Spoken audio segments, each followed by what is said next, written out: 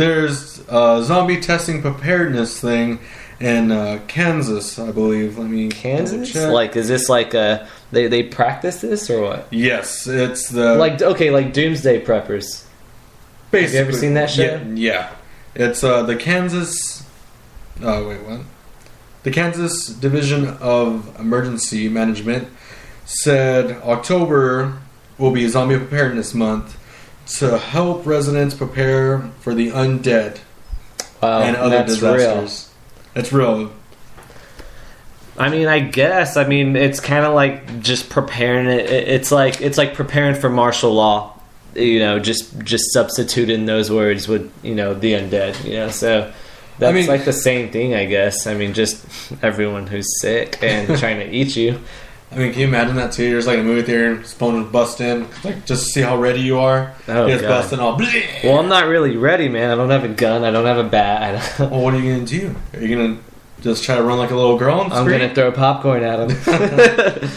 Like, you like popcorn, well, what if the Tommy? popcorn was too expensive and you couldn't afford it? God damn, that's a really good fucking point. I never buy popcorn. Throw the chancla? Is that what you're gonna do? The chancla. I'd probably take my belt off. What would you do? Take your retainer off? No. What I would do is I would grab a small child next to me and throw it at the zombie. You'd pull a Shane? Yeah, get the fat kid, right? Take this child. That's funny. Child, save me. No. Besides our reviews, what we do here is we're also coming up. We're going to talk about stories we've researched, and I got a few good stories. Do you have any, Mike? Yeah, I have some. Let's go ahead and start with you first. Me first? Yeah. Okay. Throw a curveball here at you. Okay. We don't know each other's stories, so you're going to hear our reactions as well. All right. What would you do if you went to like a different country and you ordered a meal like you would normally at like McDonald's, like you ate earlier, and like you put your hand in there and you come to find there's a toy in there, like a Happy Meal, but it's not a toy that you would think would normally be in a meal. What kind of toy? Like a nasty toy? Like a sex toy? Exactly. What? Like a sex toy. Are you serious? I'm serious. There's a place in a Danish burger restaurant is actually doing this because they're with a sex shop too at the same time. So at night, I think it's after 12 is when they'll start doing that kind of stuff. If you want it, you can have your option. I guess instead of substitute your fries, you can get a big old dildo. You can supersize that too. Be like, sir, can I get the big black one? Well, I'm sorry, we're all out. Well, the black ones are our most popular one. You'll have to get the tiny white one. Man, we run out of those around breakfast time. We got the Hong Kong one as well. That is weird, dude. I mean, can you imagine that? Like, if you didn't know, and they're like, do you want the surprise to go with it? And you're like, oh, sure, whatever. Or like, what if they just said supersize? I'm not surprised. And like, if you supersize it, and then you just went to grab your fries, and you just pull out like a fleshlight or something, you're just like, what the? Never trusted Dutch, man. Okay, yeah, that's weird, man. That's Danish Dutch. I don't know. Anyways, well, I have one for you, man. Check this out. This was in San Diego, California, about a week and a half, 2 weeks ago. A teacher resigns after allegedly talking of robots killing misbehaving students. Of robots killing misbehaving students? Yeah, like creating, she really hates her students who are really bad students. And she seriously told her students, I'm going to fucking make a robot who can kill you little shits. So basically, like a teacher terminator. Yeah, like a teacher terminator. So instead of grab my hand if you want to live, you just take my hand if you want to die. Right. Misbehave. It's not a tumor. Hurry, we have to go now. We have to get to the chopper. That was a really bad impression. I try. Well, let's hear yours. Do it. I feel like Shaun of the Dead right now. Who died made you king of the zombies? Get to the chopper. I love it. Now. That was horrible. Yeah, apparently she ended up resigning, like I said earlier. They were going to fire her, but she actually got a settlement of $92,000 for being let go. So, I don't know how that really worked out. but it worked in her favor. I mean, so like, did she kind of use it as like a threat to the kids not to misbehave? Yeah, it was, and you can't do that. You can't threaten to make a robot and kill your kids. Like, I mean, who knows how bad these kids were? I'm wondering if she was like high or something. She was in California. Maybe she had some medicinal marijuana or something. Maybe. But most people think Australians are like real badasses and shit because like they have all kinds of like crap down there. Yeah. Like giant spiders, like rowdy snakes, kangaroos, Kangaroo Jack. They have friggin' dingoes that eat babies. No, I'm just kidding. I didn't know they eat babies. I thought that was China. Did you say eat babies? I said dingoes eat babies. Like, oh, dingo ate my baby. Oh, I thought you were insinuating that Australians eat babies. They don't eat their kids. That's funny, man. But, okay, well, that's good. Well, check this out. This really drunk Australian dude ended up getting in a fight with a crocodile. Mm-hmm. How do you think it turned out? The crocodile fucked him. No. He ended up killing the crocodile. With his bare hands? With his, I think with a knife. With a knife? With a knife. Was the crocodile Dundee? Pretty much. That's the knife. This is a knife. Shaila. That means girl, right? Yeah, it was a 6-foot croc. A 6-foot cock? What? Yes. 6-foot croc. It was a 6-foot croc. The guy was a 20-year-old. He was throwing back a few beers while goose hunting when he was dragged in the water by a 6-foot croc. Can you imagine that shit? Like, he was out there chilling, trying to get like a couple of ducks or whatever. That's why I won't live in Australia or Louisiana. Louisiana? Yeah, fuck Louisiana. Can't stand the swamps, man. Just can't. And Bourbon Street, I think that's the only cool thing about it, but even that gets nasty, man. But I'm just saying, like, because crocodiles how they do like the barrel rolls and shit. Mm-hmm.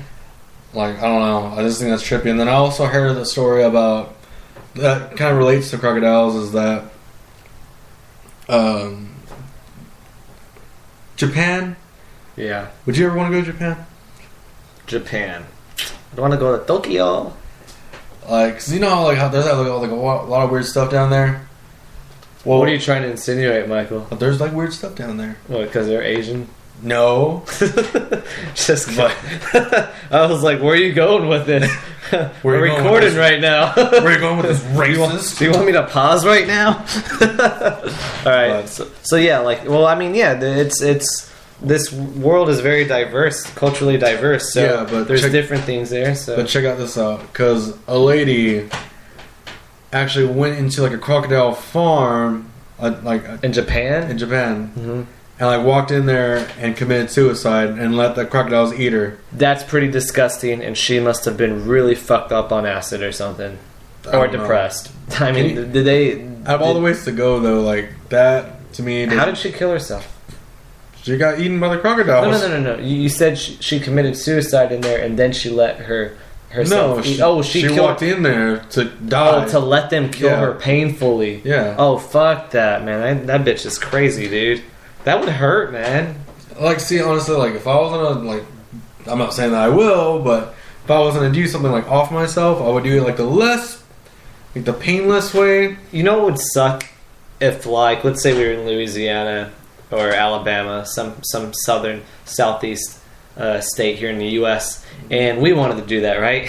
And let's say there was only one alligator or a crocodile, right? Okay. And you walk into it, and you're doing the same thing. You're like super depressed, and you walk in there expecting to commit suicide and not coming back.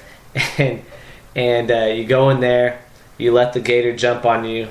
The first thing the gator does is bite your dick off, and then has a heart attack and dies before it can kill you.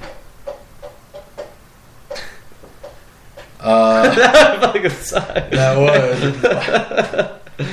But I don't even know, dude. Like, that would... A crocodile, just seeing one would make me shit my pants. I'm scared of spiders. Oh, so man, you're a pussy, dude. Come on. Dude, spiders are scary. Like, I'm not scared of anything else. What about cockroaches? Cockroaches, I don't care. Ants? Ants, I don't care. My mom? That's attractive. I'm kidding. No, you're not. But well, in other news besides Gator shit. oh wait, one quick collectible news. I know right now. Oh, this is time for nerd news. Okay, nerd news it is. But check this out, because I know a lot of people have been panicking over, because Target just recently came out with a line of Funko exclusives, which is a Batman unmasked Funko. Mm-hmm. And a lot of people are like panicking trying to get it, but they're still coming out with more, and a lot of people think that they're kind of hard to find, which they're not all that hard to find. You just need to be a little bit more patient, and you can get them for cheap instead of going on eBay and paying like $50, which is someone that's just trying to flip it for an outrageous amount. Like, the hard thing that people are having trouble with when they do get them is that they don't have the Target exclusive sticker. But if you're like me, as long as the box is good, like, you're cool. Mm-hmm. Like, don't get me wrong, I still want the sticker. But still. I'm still really jealous of you, of being able to go downtown San Antonio, go to Alamo City Comic Con, bring your Herschel Funko collectible, and get it signed by Herschel himself. I don't even know the guy's name. I just know him as Herschel. What's his real actor? Scott Wilson? Scott Wilson. That is so cool, man. And he was a real, like... Is he American? Yeah. Okay. He was really cool to meet, too. Like, he was real nice. Half the time you don't know if they're either British or American, that's true. So, like in the show, they'll be like, well, like Rick. Yeah. Rick, Abraham Lincoln. Abraham Lincoln plays Rick Grimes. Yeah. Andrew Lincoln, like in the show, you can't really tell. Like, every now and then, it'll slip out. Mm-hmm. That's not kind of hot. But, anyways, every now and then... British accents are hot, man. I'm not going to lie. Oh, is that what gets you going? Yeah, that's what gets me going. But, no, Can I have a cup of tea? I just turned you on, didn't I? A little bit. I felt a little blood rush. But, anyways, like, Andrew Lincoln, like, in the show, how he has, like, the southern accent, and out of nowhere, when you hear him talk, it's all, like, real British and cool. Like, ever seen a... Love Actually? Yes. Because he's in that movie. Yes, he is in that movie. When I first saw it, I was like, that's fucking Rick Grimes! Anytime I see a movie with, like, a Walking Dead character, I was like, oh shit, that's Shane! Because Shane's in, like, a bunch of movies. I also did see T-Dog. T-Dog? Oh, you saw him there? Yeah, he seemed like a real cool dude. Like, really? He was, like, willing to take pictures and, like, pick up babies and kiss them. He seemed really like a real cool dude. And the white people let him? Yeah. Oh, that's good. But, the one thing that... Like, I wanted to go over there and get a signature, but I was in Scott Wilson's line, so I was just like, Were there big lines? For him, yeah. For him, Damn. there was... for the little girls, not so much, just because they were fairly new characters. They were only on there for like a little bit. Yeah, they just liked flowers. And and one of them was crazy. The other one was like a real softie.